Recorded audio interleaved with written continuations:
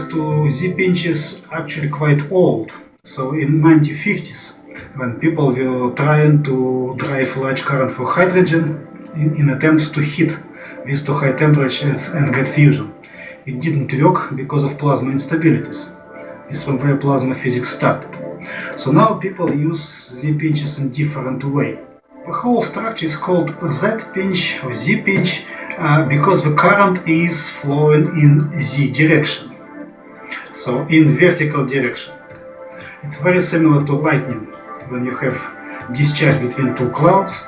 Now we make it in the laboratory, drive very large current through small object, and that current creates magnetic field which goes around that axis, which compress the plasma, and also this compression heats the plasma to high temperature.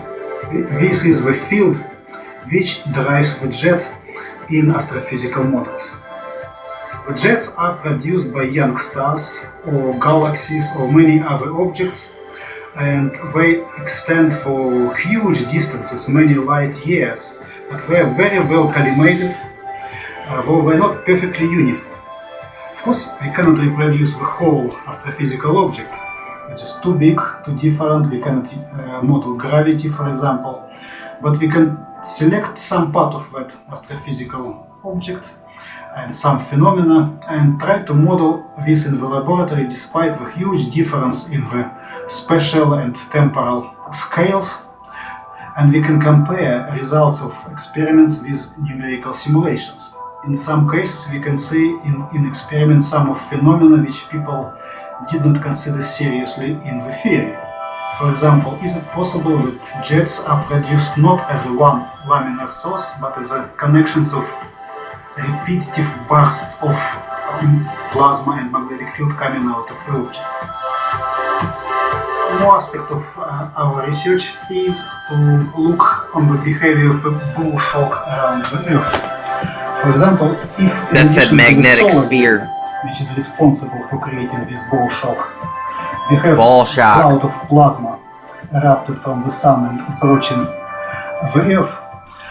How it goes around this Bohr shock, what kind of perturbations it produces, what changes in the system, how fast particles can penetrate through the Bohr shock. Some of the plasma from that blob can even reach the Earth, or at least it can produce large electromagnetic pulses which can create some disruptions even in power stations or so Z-pinch theory is connected to an EMP, an electromagnetic pulse.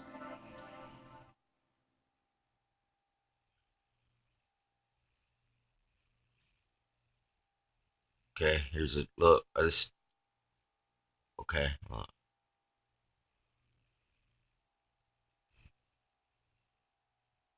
This is just Z-pinch theory information.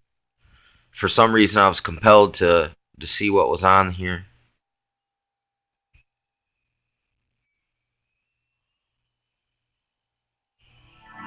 Oh, NASA. Might have to change this. Can't trust NASA. But I guess it is good to see what they do admit to.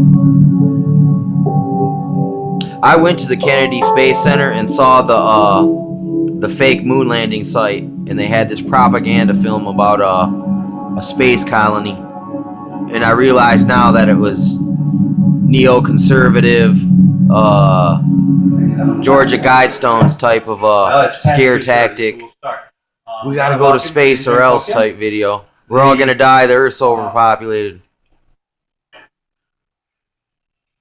83rd anniversary. Anyway, here, watch this. I don't want to hear NASA. Oh shit! Wrong video.